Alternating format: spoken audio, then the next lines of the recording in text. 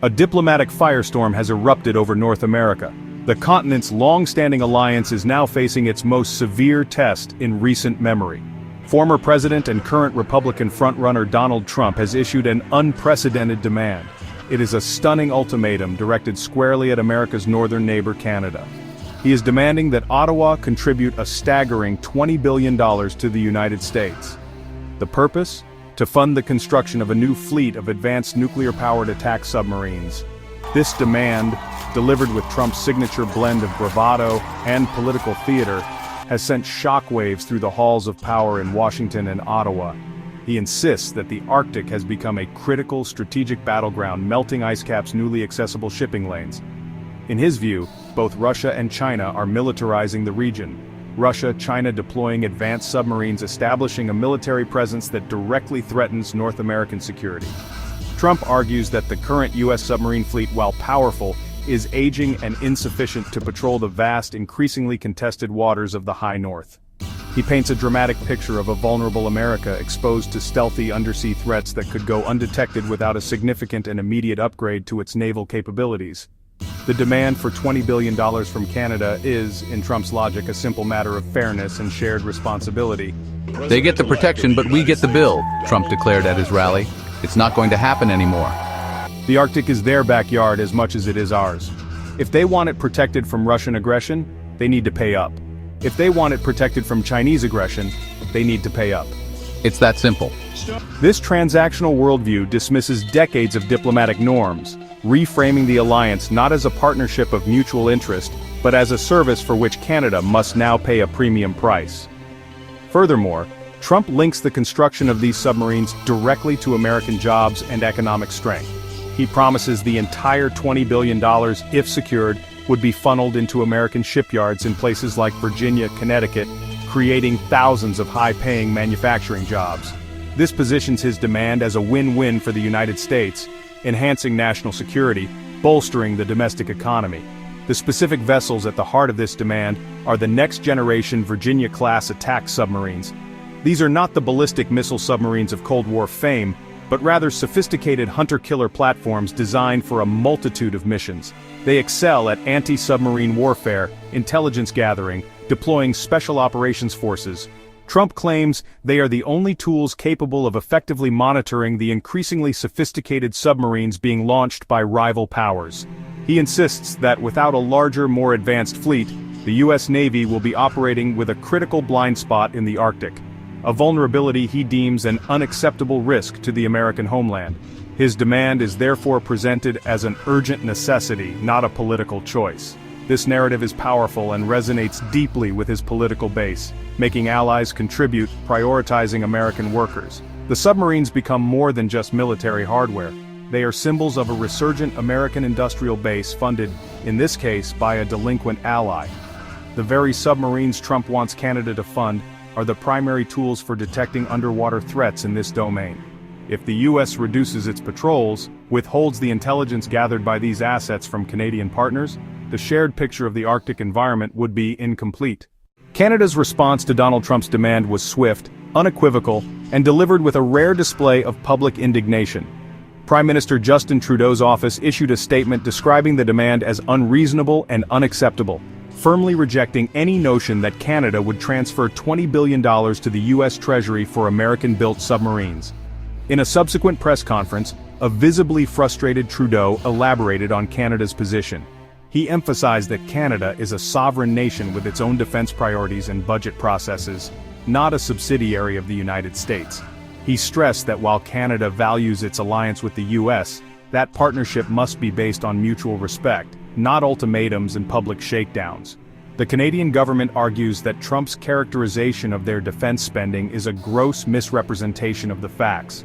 Officials in Ottawa were quick to point out Canada's significant and ongoing investments in continental defense. They highlighted the country's multi-billion-dollar plan to modernize its own naval fleet with new Canadian-built surface combatants, Arctic patrol ships. Furthermore, they noted Canada's substantial contributions to NORAD modernization, including a planned $38 billion investment over the next 2 decades to upgrade northern warning systems. Canada has always paid its share, and we will continue to do so, stated Canada's Minister of National Defence. But we will invest in Canadian capabilities for Canadian needs, built by Canadian workers. From a practical standpoint, the $20 billion figure is simply seen as an impossible sum for the Canadian government to produce. It represents a colossal portion of Canada's entire annual defense budget, which hovers around $30 billion. The most immediate and honestly dangerous consequence of this standoff is the existential threat it poses to the North American Aerospace Defense Command, or NORAD. For over 60 years, NORAD has been the bedrock of continental defense. A unique binational command where U.S. military personnel sit side by side, Canadian military personnel sit side by side, monitoring the skies and maritime approaches to the continent 24/7. This integrated structure ensures there are no seams or gaps in the defensive shield. Trump's threat to reevaluate the U.S. role if his submarine demand isn't met directly targets this vital institution.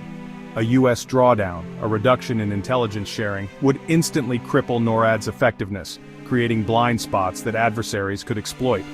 The submarine dispute directly impacts NORAD's evolving mission. While traditionally focused on aerospace threats like bombers, missiles, NORAD's mandate has been expanding to include maritime warning, especially in the Arctic. The very submarines Trump wants Canada to fund are the primary tools for detecting underwater threats in this domain. If the U.S. reduces its patrols, withholds the intelligence gathered by these assets from Canadian partners, the shared picture of the Arctic environment would be incomplete. It would be like trying to guard a house while blindfolding the watchman responsible for the back door. This functional breakdown would undermine the core principle of NORAD, seamless, shared early warning. This conflict also jeopardizes the massive, long-overdue modernization of NORAD's infrastructure. Both nations have acknowledged that the Cold War-era radar systems of the North Warning System are obsolete against modern threats like hypersonic missiles, stealth cruise missiles. Canada has already committed tens of billions of dollars to this upgrade. However, this modernization is a deeply integrated project. It requires U.S. technology, Canadian geography, Canadian personnel to function. If the relationship sours to the point of non-cooperation over the submarine issue, this critical project could stall. The result would be a North America defended by aging, inadequate technology, leaving millions of Americans and millions of Canadians more vulnerable than they've been in generations. The standoff creates a crisis of trust within the military command itself. Imagine being a Canadian officer sitting at a console in Colorado Springs, suddenly unsure if your American counterpart is sharing all the information they have. This erosion of trust is corrosive.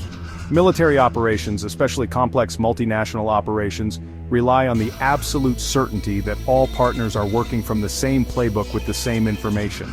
Trump's ultimatum introduces political division into a space that must remain apolitical to function effectively. The drama unfolding between the United States and Canada is not happening in a vacuum. It's being closely watched by allies around the world. It's being closely watched by adversaries around the world. For other NATO members, particularly those in Europe, Trump's ultimatum is a chilling signal of what they might expect from a potential second Trump administration. His pay-to-play model of security was first voiced in criticisms of NATO members missing the 2% GDP target, and now it's being applied in a much more direct transactional way. If Washington will publicly strong-arm its closest ally Canada, then no alliance is safe. U.S. security guarantees look less like shared values and treaties, and more like conditional demands tied to payments. That fundamentally weakens collective defense like NATO. The old attack on one is an attack on all principle is being replaced by a ledger where security is tallied and billed. This risks a dangerous fragmentation of the Western alliance. Nations might hedge their bets by building more independent defense capabilities or by exploring alternative security arrangements that don't rely on a mercurial United States. Russia is watching with satisfaction. China is watching with satisfaction. A fractured West is easier for them to confront and coerce. The US-Canada dispute hands them a propaganda victory about American unreliability. The fallout from Trump's demand has prompted a wave of commentary from defense experts and former officials, many of whom have expressed deep alarm. Retired four-star Admiral James Stavridis, a former NATO Supreme Allied Commander, was quoted in an interview saying, "This is a strategic blunder of the highest order." NORAD is the crown jewel of our homeland defense, built on a foundation of absolute trust with our Canadian partners. To risk that priceless asset over a financial demand, however large, is to fundamentally misunderstand the nature of alliances. You cannot put a price tag on the seamless integration that keeps our continent safe. We are threatening to tear down our own house. In Washington, the reaction has been sharply divided along partisan lines. Congressional Republicans have largely rallied behind Trump, echoing his fair share argument. For too long, our allies have treated the United States military as a global concierge service. President Trump is right to demand that wealthy nations like Canada contribute to the defense from which they directly benefit. The threat in the Arctic is real, and American taxpayers should not have to bear the full cost of confronting it alone. Conversely, prominent Democrats and some traditional Republicans have voiced their dismay. The chairman of the House Armed Services Committee, Representative Adam Smith, called the move recklessly short-sighted. This isn't a business negotiation, it's our national security. Alienating our most critical partner in homeland defense makes America less safe, period. The submarines are important, but the alliance with Canada is indispensable. We are creating a crisis where none existed, and our adversaries are the only ones who stand to gain from this manufactured division. The standoff could have serious economic repercussions beyond defense. The US-Canada relationship underpins the world's largest trading partnership, with billions of dollars in goods and services crossing the border daily. A severe diplomatic crisis could easily spill into economics. Retaliatory tariffs could be imposed. Buy American provisions could exclude Canadian firms.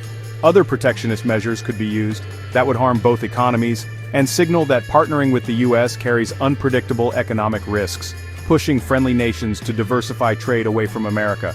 The submarine standoff has pushed the United States and Canada to a dangerous precipice, and the path forward is fraught with risk for American national security.